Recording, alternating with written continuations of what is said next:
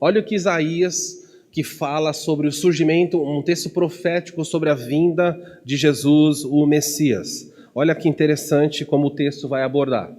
Ele, falando de Jesus, ele terá prazer em obedecer o Senhor, não julgará pela aparência, nem acusará com base nos rumores.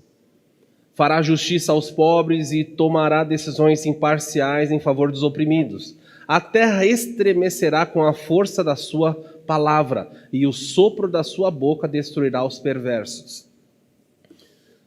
Agora você vai entender o que é a espada de Jesus. A espada de Jesus é a sua palavra, é por isso que aparece na boca dele. Os guerreiros lutam com instrumentos. Jesus não precisa de ferramentas. Ele tem uma palavra.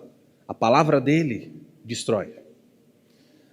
Por isso aqui é colocado claramente com ele estremecerá a terra com a força da sua palavra. Você já viu como na Bíblia menciona poder nas palavras dele? Ele diz, haja luz, e há luz. Lázaro vem para fora, e Lázaro vem para fora. Menino, levante. Ele dá ordens de comando. O poder de Jesus não está na força de um metal, mas está no poder da palavra dele. Onde está o poder de um juiz? O juiz diz, eu julgo você culpado, julgo você inocente.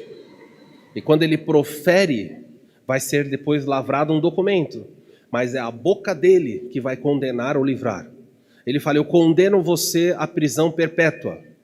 Ele derramou sobre a sua cabeça, ou a cabeça de um condenado, a espada com a sua boca. Então João, quando olha para Jesus, fala assim, havia na boca de Jesus uma espada extremamente afiada.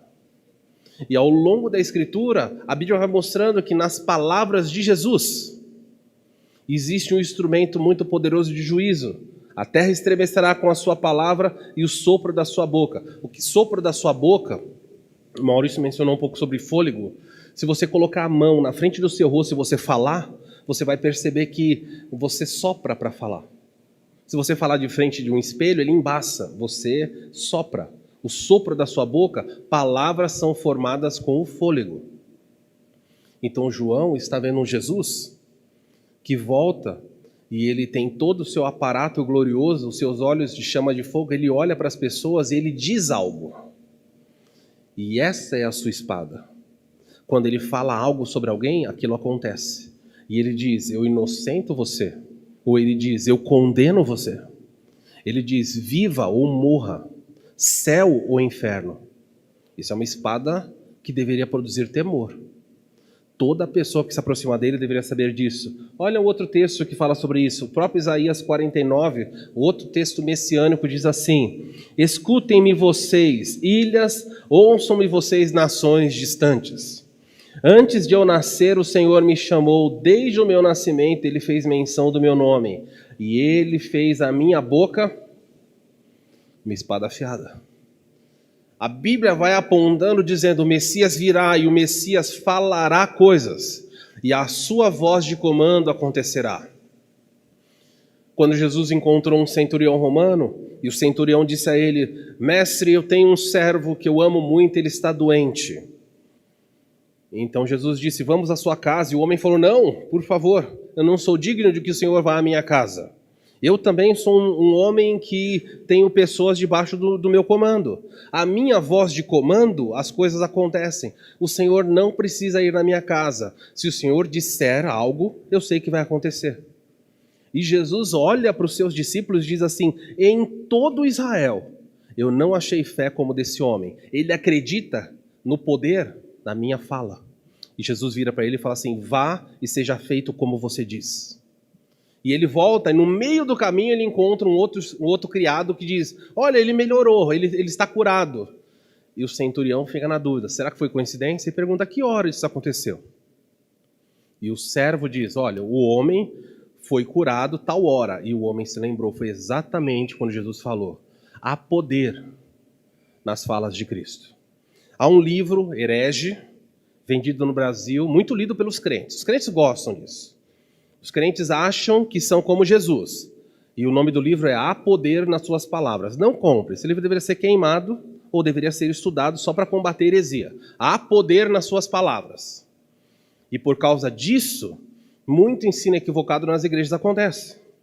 Você nunca esteve numa igreja, nunca foi num lugar, fica até constrangido, né? A pessoa fala assim, vira para a pessoa do seu lado e diz o seguinte, você nem conhece a pessoa, você diz para ela assim, esse ano é o ano da profecia. Você vira, o ano da profecia. Diz que você está abençoando, eu te abençoo. A pessoa está fazendo isso porque ela acha. Há poder na minha palavra. Não há poder nenhum na sua palavra. Não há, não. Nós não temos nenhum poder. Só Deus diz e acontece. Só Deus fala e se cumpre. Nós podemos orar. Você poderia falar para uma pessoa, olha, eu gostaria muito que Deus te abençoasse.